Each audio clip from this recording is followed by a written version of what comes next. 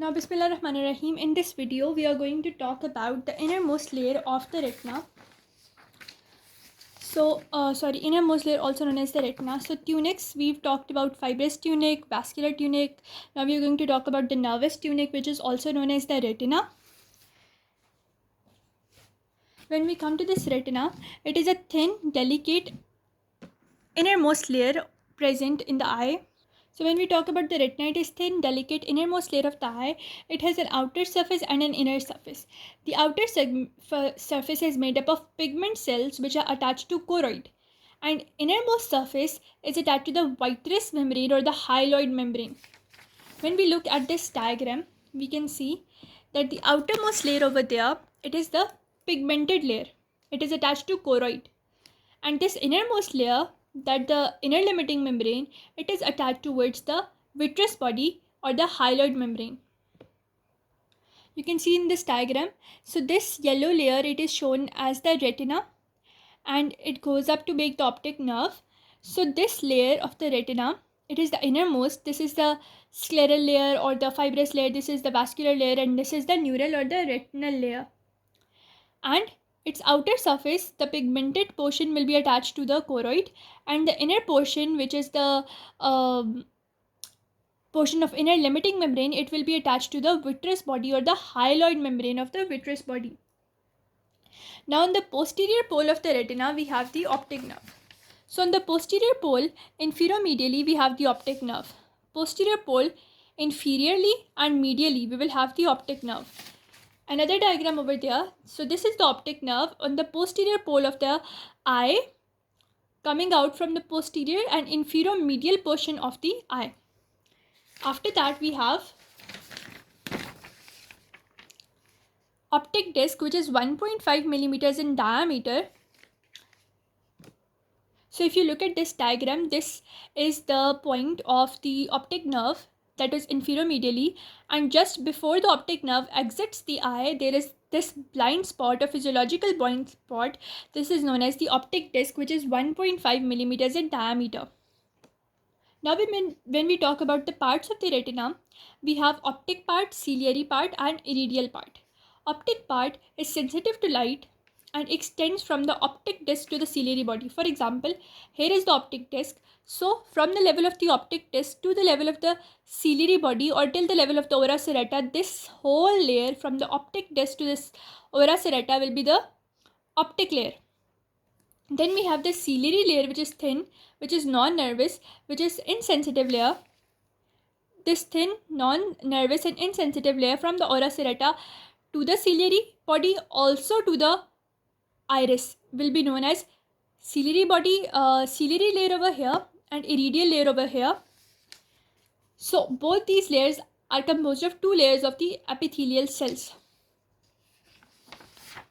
Also, the ciliary body has posterior end, which is made up of ora serrata.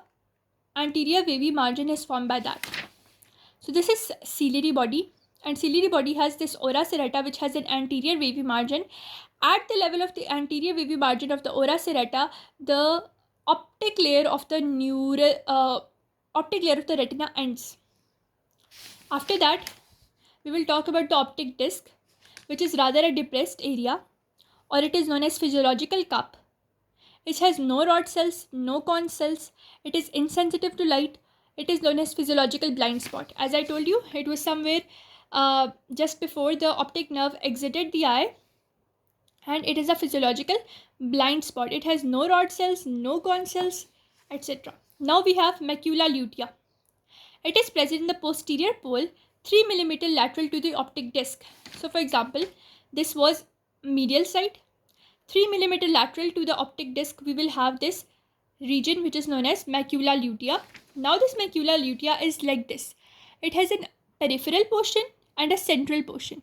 The peripheral portion is lighter in color, whereas the central portion is darker. The central portion is known as fovea centralis, the area of highest visual acuity, and it only has cone cells. The center, fovea centralis, thinnest part, only has cone cells, area of maximum visual acuity. And this macula lutea and whole portion is 3 millimeters lateral to the optic disc. After that, we have two types of cells which are present in the retina. We have rod cells, we have cone cells. If I make the rod cells, they are something like this. They have an outer segment, then they have an inner segment, then they have their cell body, and then they have their synaptic process. Similarly, cone cells, their outer segment is conical, but it also has these discs. Then they have their inner segment, then they have their cell body, which is a little bit fatter, and then they have their synaptic body. So this was rod, this was cone, and in the rod cells there is accumulation of this photosensitive pigment rhodopsin, which is responsible for scotopic or night vision. This cone cell, it has disc and it has accumulation of iodopsin, which is responsible for photopic vision. And these cone cells, they are very much less towards the periphery, whereas rod cells are more towards the periphery. Cone cells are in the center, they are more. C for center, C for cones, so cones are more in the center. Also, they are more in the fovea centralis. Now we will talk about the 10 layers of the retina. They are very easy. First of all, we have the pigment layer. There is a mnemonic to learn all of that. We have double P, triple O, double I, GLI. So for double P, we have outermost layer, the pigmented layer. Then we have the layer of photoreceptors, for P, layer of photoreceptors or rods and cones. Then we have O. O is, first of all, we are going to have the outer limiting membrane. Then another O for outer nuclear layer. Then another O for outer plexiform layer. I, inner nuclear layer. Another I for inner plexiform layer. This G for ganglionic cell layer. This L for the layer of optic nerve, and this inner limiting membrane for eye. So this was the mnemonic to learn all the 10 layers of the retina. I have talked a lot about these layers in the histology section of my videos. You can watch them in another playlist which is named Histology of the Eye, in which you can find the histology of retina. After the physiological blind spot, the optic cup, now we have talked about rod cells, cone cells, the visual purple, each and everything. Now we'll talk about the blood supply of the retina. Mainly, these outer layers of the retina, the pigment layer, the outer limiting membrane, layer of rods and cones, since they are attached to the choroid, so they are mainly supplied by choroidal blood vessels through diffusion. But now these, all the inner layers up till the level of the inner nuclear layer or the bipolar cell layer, we have these artery which is known as the central retinal artery, which is an end artery. It does not do any anastomosis. End artery means no anastomosis.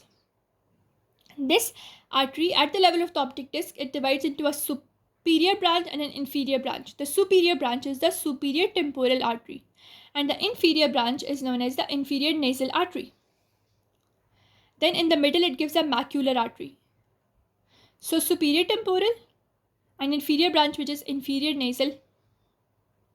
And these arteries are mainly going to supply till the level of bipolar cells or